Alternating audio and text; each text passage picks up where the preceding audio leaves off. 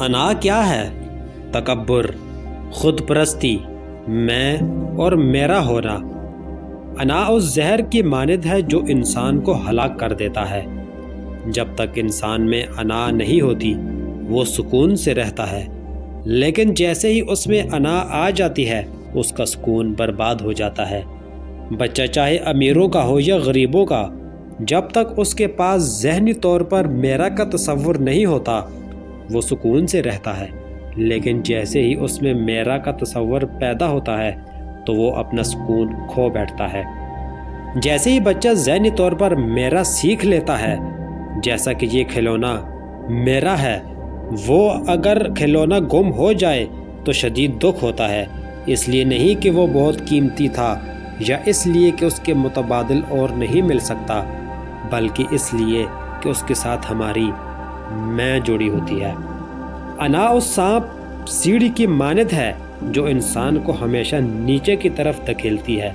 پیار، محبت، دوستی اور کامیابی کبھی بھی انا کے ساتھ نہیں چل سکتے، کیونکہ کسی ایک چیز کو پانے کے لیے دوسری کو چھوڑنا پڑتا ہے۔ انا کی وجہ سے انسان بہت سے رشتوں کو پیچھے چھوڑ دیتا ہے، جس کی وجہ سے انا تو جیت جاتی ہے لیکن رشتے ہار جاتے ہیں۔ انا انسان کو کبھی جھکنے نہیں دیتی۔ تعلقات کے وہ مضبوط دھاگے جنہیں باندھنے میں برسوں لگتے ہیں، انا جیسے ہتھیار کا ایک وار بھی برداشت نہیں کر پاتے۔